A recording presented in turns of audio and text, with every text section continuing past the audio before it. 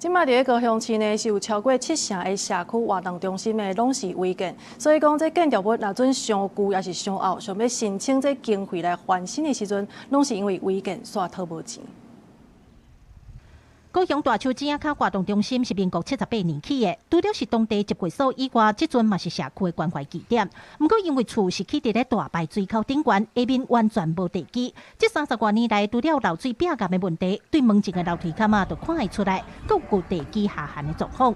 社区表示，因嘛想要翻新改建，不过都因为是违建，讨无经费。希望会当甲大楼的安全性先做起来安尼啦。啊，即摆问题就是牵涉到伊是违建，所以你要请什么经费拢无法度。比上游落来大完九头，其实拢会甲下面的基桩是整个会把它破坏掉。啊，你若破坏掉的话，讲以后这栋建筑物当时。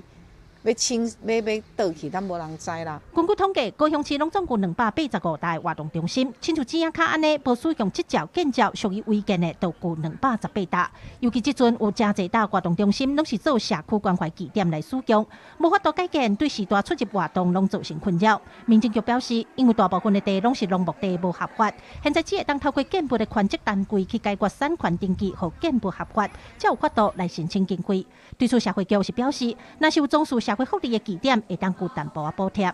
而有修缮或充实设备需求，均可依函报区公所呈转社会局申请补助。高雄市65岁以上的时代已经超过55万人，关怀据点设伫社区活动中心，违建的问题若是无法度解决，对整个长照的推测是真大的阻碍。